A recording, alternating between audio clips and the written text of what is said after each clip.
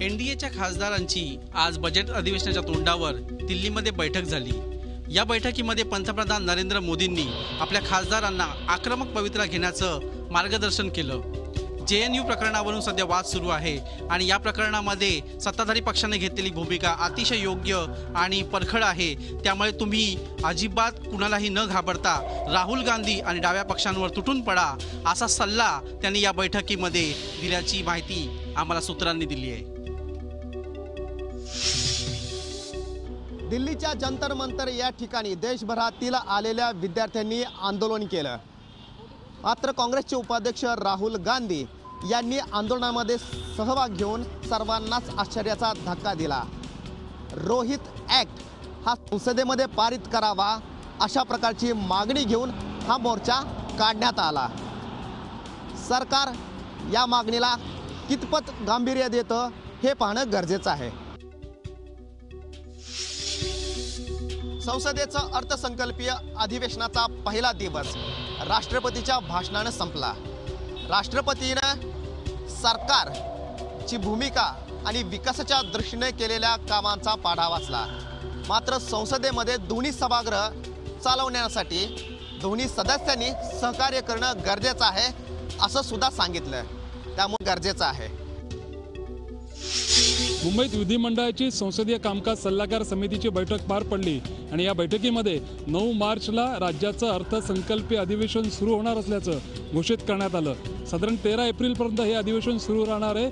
विरोधकांची मागणी होती की अधिवेशनाचा कालावधी हा आणखी वाढवण्यात यावा, एप्रिल अखेरीस किंवा मेच्या पहिल्या आठवड्यापर्यंत हे अधिवेशन सुरू राहावं अशी मागणी विरोधकांनी केली असल्यामुळे 7 एप्रिलला पुन्हा एकदा संसदीय कामकाज सल्लागार समितीची बैठक होणार आहे आणि यानंतर हे अधिवेशन वाढवायचं की नाही याबाबत निर्णय होणार आहे। 18 मार्चला राज्याचा अर्थसंकल्प सादर होणार आहे। राज्यापुढे विविध समस्या आहेत आणि त्यामुळे फडणवीस सरकारचं हे दुसरं अर्थसंकल्पीय अधिवेशन निश्चितच वादळी ठरणार यात शंका नाही। जन्माने तामिळ हिंदू होता असा दावा 70 वर्षांपूर्वीच्या एका पुस्तकात करण्यात आला आहे। स्वातंत्र्यवीर सावरकरांचे ज्येष्ठ बंधू बाबाराव सावरकर यांच्या ख्रिस्त परिचय या पुस्तकात हा दावा करण्यात आला आहे। येशू ख्रिस्त जन्माने तामिळ हिंदू होता, त्याची मातृभाषा तामिळ होती, त्याचे आई वडील हिंदू होते। जीजस हा शब्द केशव या शब्दावरून आलाय, तसंच ख्रिस्त हा शब्द कृष्ण या शब्दावरून आलेला आहे असा दावा आहे। येशू ख्रिस्ताची मुंज झाली होती, तो यज्ञोपवीत धारण करत होता असाही दावा या पुस्तकात करण्यात आला आहे। आता 70 वर्षांनंतर हे पुस्तक पुनर्प्रकाशित होत आहे, पण पुनर्प्रकाशनामागचा नेमका हेतू काय हे मात्र अजून कोणालाही कळले नाही। निव्वळ राजकारण हा त्यामागचा हेतू आहे का हेही तपासावं लागेल। मुंबईतील मनोरा आमदार निवासमधील रूमची ताबा मिळावा यावरून आजी माजी आमदारांमध्ये रंगला वाद। मनोरा आमदार निवासातील B92 रूम ही आधी पंकजा मुंडे यांची होती। मंत्रिपदावर वर्णी लागल्यानंतरनं त्यांनी ही रूम सोडली नाही। त्यांच्या या रूममध्ये अनधिकृत पद्धतीने राहत होते पाशा पटेल। पाशा पटेल यांना सांगून देखील त्यांनी रूम सोडली नाही। अखेर माजी आमदार पाशा पटेल यांचे उर्वरित सामान काढण्यात आले बाहेर। येत्या 4 मार्चला महाराष्ट्रातील सर्वच्या सर्व म्हणजे 30 मंत्री मराठवाड्यात दुष्काळी पाहणी करता जाणार आहेत। प्रत्येकी एका तालुक्यात अशा पद्धतीने ते पाहणी करणार आहेत आणि या सर्व दुष्काळी भागाची पाहणी केल्यानंतर सरकारी उपाययोजनांचा ते आढावा देखील घेणार आहेत। मुंबईच्या वांद्रे मतदारसंघातील विकास कामांच्या श्रेयावरून शिवसेना आणि भाजपमध्ये जुंपल्याचं चित्र पाहायला मिळालं। वांद्रे इथं होऊ घातलेले थीम पार्क आणि फुटबॉल मैदानाचे क्रेडिट कुणाचे यावरून शिवसेनेचे युवा नेते आदित्य ठाकरे आणि मुंबई भाजप अध्यक्ष आशिष शेलार आमनेसामने आले। या कामांचे श्रेय घेणारे अभिनंदनाचे होर्डिंग्ज आदित्य ठाकरे यांच्या नावाने लागल्यानंतर आशिष शेलार यांनी ट्विटरच्या माध्यमातून या कामासाठी केलेल्या पाठपुराव्यांची कागदपत्रे समोर आणली।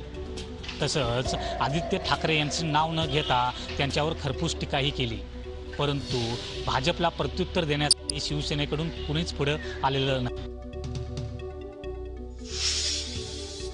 बहुचर्चित माडाच्या कोकण मंडळाच्या घरांची लॉटरी ही बुधवारी म्हणजे 24 तारखेला फुटणार आहे।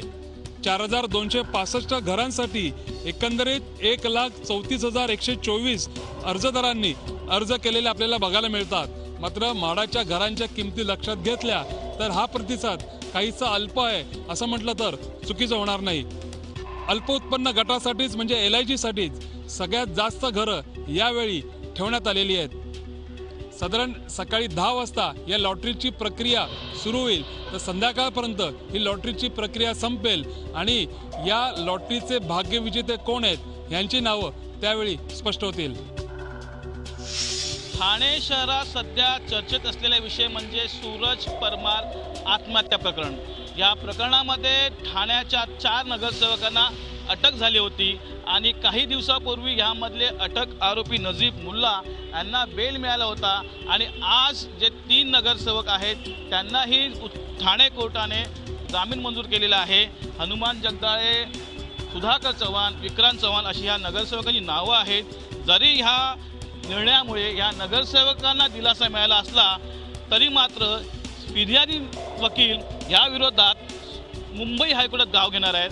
त्यामुळे आता हे प्रकरण वेगळ्या वळणावर चाललं असंच आपण बोलू शकतो। महानगरपालिकेच्या क्षेत्रीय कार्यालयांमध्ये क्षेत्रीय सभा घेणं बंधनकारक आहे, पण पिंपरी चिंचवडमधल्या सर्वच नगरसेवकांनी त्याकडे दुर्लक्ष केल्याचं माहिती अधिकारात उघड झालंय। वास्तविक पाहता या सभा घेतल्या नाहीत तर नगरसेवक अपात्रही ठरू शकतो। त्यानुसार पिंपरी चिंचवडमधले सर्वच नगरसेवक अपात्र होण्याची शक्यता निर्माण झाली आहे। आता तरी हे नगरसेवक क्षेत्रीय सभांना गांभीर्यानं घेतील का, हाच खरा प्रश्न आहे। 27 गावांच्या मुद्द्यावरून मुंबई उच्च न्यायालयानं राज्य सरकारवर ताशेरे ओढलेत। त्यामुळे आता 7 सप्टेंबर 2015चा राज्य सरकारचा निर्णय राज्य सरकार कायम ठेवतंय का आणि 27 गावं कल्याण डोंबिवली महानगरपालिकेतून वगळतंय का, किंवा ही 27 गावं पुन्हा कल्याण डोंबिवली महानगरपालिकेत ठेवणार का, याकडे आता सर्वांचं लक्ष लागून आहे। सामान्य नागरिकांचे खिसे कापण्याचा तर बिल्डरांचे खिसे भरण्याचा निर्णय पुणे महापालिकेनं घेतला आहे। तिजोरी रिकामी असल्याचं कारण देत पाणीपट्टीमध्ये दरवाढ करण्याचा निर्णय घेण्यात आला आहे, तर त्याचवेळी भोगवटा प्रमाणपत्र न घेता बांधकाम करणाऱ्या बिल्डरांना दंडाच्या रकमेमध्ये तब्बल 500 कोटीची सूट देण्याचा निर्णय देखील महापालिकेनं घेतला आहे। तिजोरी रिकामी असताना बिल्डरांचे एवढे लाड कशासाठी असा प्रश्न त्यामुळे विचारला जातोय। तसंच या निर्णयाला विरोध करणाऱ्यांनी राज्य सरकारनं स्वतःच्या अधिकारात महापालिकेचा हा प्रस्ताव विखंडित करावा अशी मागणी देखील केली आहे। पुणे महापालिकेचे अतिरिक्त आयुक्त ओमप्रकाश बकुरिया यांच्या बदलीवरून शहरात वादंग उभं राहिलंय। ओमप्रकाश बकुरिया हे एक पारदर्शी तसेच कार्यक्षम अधिकारी म्हणून प्रसिद्ध आहेत। बकुरिया यांची औरंगाबादचे आयुक्त म्हणून बदली करण्यात आली आहे। फेब्रुवारी 2014 मध्ये बकुरिया हे पुणे महापालिकेत अतिरिक्त आयुक्तपदी रुजू झाले होते, मात्र त्यांची 3 वर्षांच्या आतच बदली करण्यात येत आहे। काही खासगी कंपन्यांच्या दबावाला बळी पडून ही बदली होत असल्याची चर्चा आहे। पुणे शहरातील स्वयंसेवी संस्थांसह काँग्रेस, मनसे आणि शिवसेनेनं ही बदली रद्द करण्याची मागणी केली आहे। कॉम्रेड गोविंदराव पानसरे हत्या प्रकरणाच्या खटल्याच्या सुनावणीला आजपासून कोल्हापूर जिल्हा सत्र न्यायालयात सुरुवात होणार होती, पण या खटल्याची सुनावणी लांबणीवर पडण्याची शक्यता आहे।